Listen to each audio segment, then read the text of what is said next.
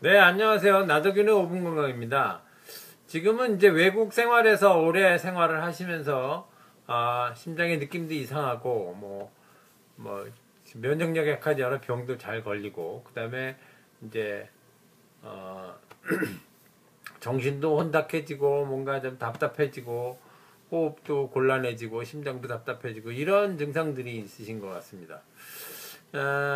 지금 그런데 이제 24시간 검사인데 초음파하고 이런 걸 했는데 검사에 정상이라고 그러니까 지금 난 뭐냐 그런 거죠.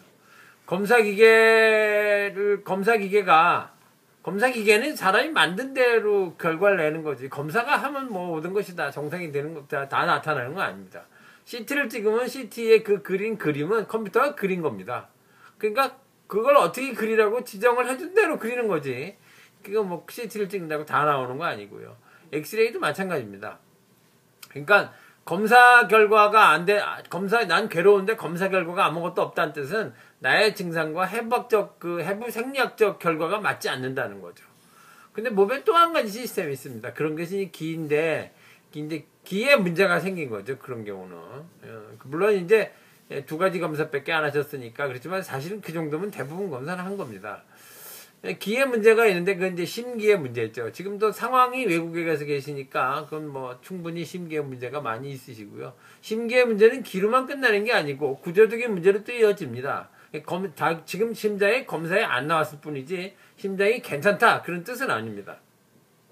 어쨌든 이제 심기에 문제가 생기면 가슴이 답답하고 호흡이 곤란해지는 것부터 시작해갖고 뭐 가슴이 아프기도 하고 그 다음에 이제 심기라는 것은 또 그 심기라는 말이 그런 예를 들면 뭐 연속국에서 전하 심기를 굳건히 하십시오 이런 말도 하지 않습니까? 그러니까 심기라는 말이 마음을 포함하고 있습니다. 그러니까 마음도 나빠집니다. 괜히 불안해지고 우울해지고 그래서 공황증이나 불안증 이런 것도 같이 나타납니다. 물론 정도에 따라서 한두 가지 증상이 있는 경우도 있고 많은 증상을 나타내시는 분들이 있고요. 그리고 이제 술 먹으면 이제 괜찮았었는데 점점 이제 빈도가 잦아지고 악화되고 있는 겁니다. 술을 먹은 다음날 나타났었는데 이제는 술 안 먹어도 나타난다는 거는 점점 악화되고 있는 거예요. 술은 또 그 증상을 악화시킵니다. 하나의 스트레스를 다른 스트레스로 대체하는 것 뿐이지 좋아지지 않습니다. 그러니까 술은 드시면 안 되고요. 뭐 부정맥이 생길 수 있습니다. 지금은 24시간 해서 부정맥은 지금은 없는 겁니다. 24시간 검사를 했으니까. 근데 검사기를 달고 있는 다른 날 나타날 수도 있는 거기 때문에 그런데 부정맥은 호흡이 곤란하거나 답답하거나 그런 거는 아닙니다. 그러니까 부정맥이냐 아니냐를 꼭 그렇게 굉장히 찾아낼 필요가 있는 게 아니고 지금의 증상은 따지고 보면 그 정도 검사는 기본적인 검사를 한 거고 따지고 보면 심기의 문제다 이런 뜻이고요. 그러면 이제 원인은 뭐냐? 원인은 조금 아까 말씀드린 대로 이제 스트레스나 긴장 때문에 주로 많이 생기는 거고요. 물론 술도 그걸 악화 요인입니다. 술도 그렇게 많이 드시면 안 되고요. 담배도 물론 나쁩니다. 그럼 이제 나쁜 건 그런데 그러면 나 긴장을 풀 수 있는 방법은 뭐냐? 외국에서 어떻게 한국을 돌 수는 없고 이 상태에서 어떻게 해야 되느냐?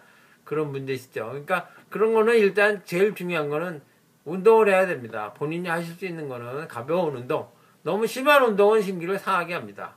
그러니까 가벼운 운동 하시고요. 그 다음에 두들기고 소화도 잘 안 되실 거예요.